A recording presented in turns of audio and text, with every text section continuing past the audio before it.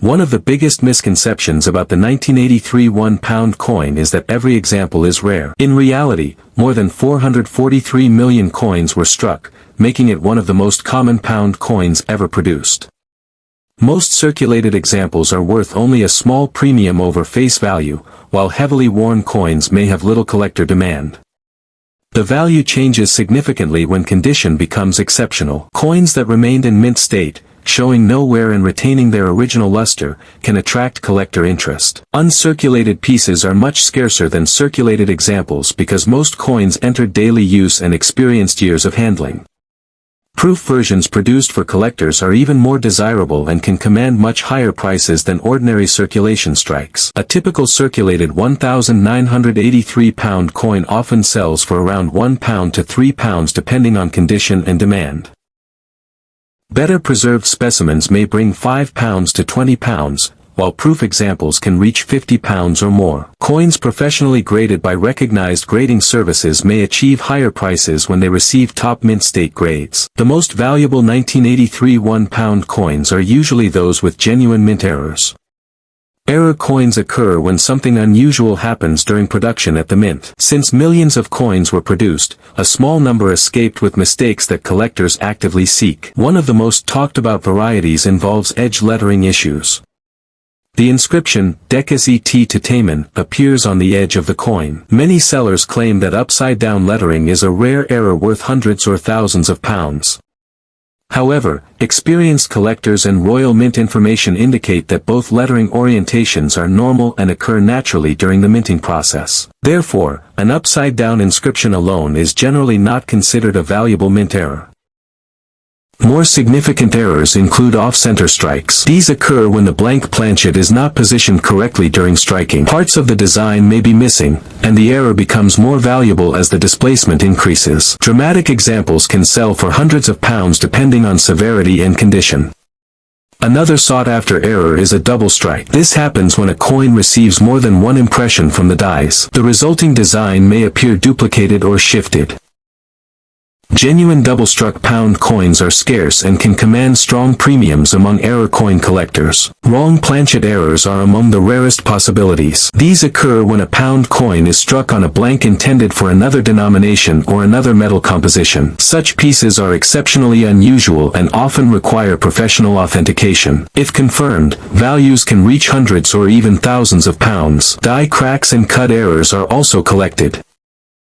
These result from damaged dies producing raised lines or blobs on the finished coin. Small examples may add modest value, while large dramatic errors are much more desirable. Misaligned die errors can occur when the obverse and reverse designs are not correctly aligned. Slight misalignments are common and usually have little value, but severe examples can attract collector attention. Collectors also watch for broad strike errors, where the coin expands beyond its normal dimensions because the restraining collar malfunctioned.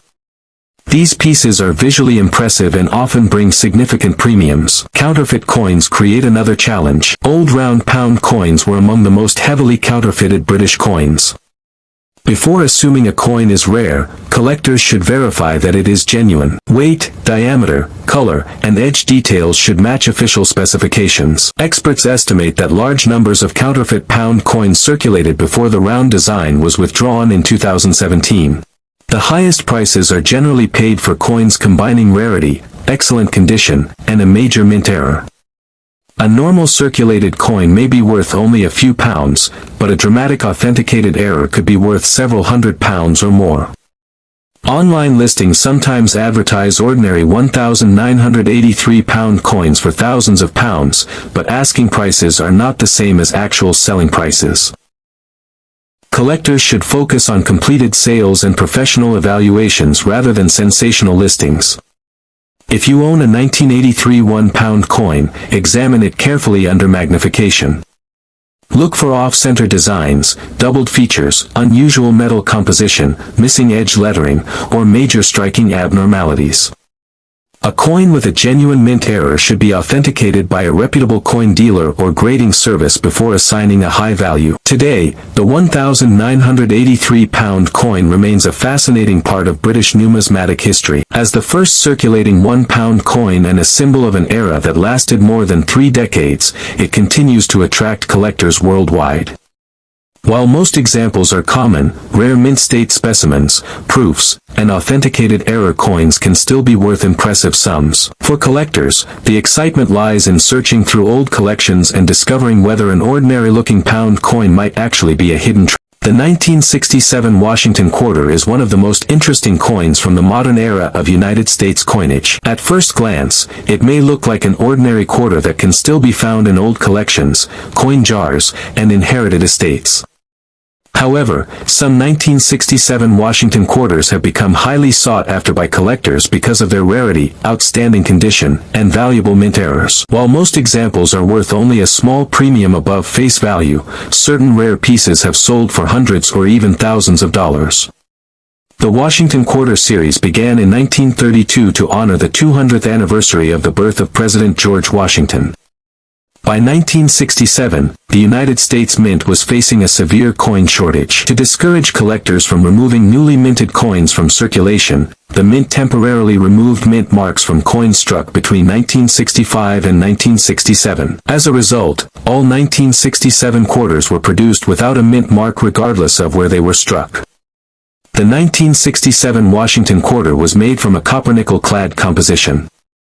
It contains an outer layer of copper and nickel bonded to a pure copper core. The coin weighs 5.67 grams and has a diameter of 24.3 millimeters. Although hundreds of millions were produced, finding examples in exceptional condition has become increasingly difficult because most entered circulation and remained there for many years. A typical circulated 1967 quarter is usually worth between 25 cents and $2 depending on its condition. Coins showing heavy wear are generally worth face value, while lightly circulated examples may bring a small premium. Uncirculated coins with strong luster and minimal marks are considerably more valuable. Collectors often pay between $10 and $50 for attractive uncirculated pieces. The greatest values are found among coins certified in top mint state grades. A 1967 quarter graded MS-67 or higher can command hundreds or even thousands of dollars because very few examples survive in such pristine condition. These coins show sharp details, brilliant surfaces, and almost no contact marks. Competition among collectors for the finest known examples often drives prices upward. One of the most valuable characteristics a 1967 Washington Quarter can possess is a significant mint error. Error coins are created when something goes wrong during the manufacturing process.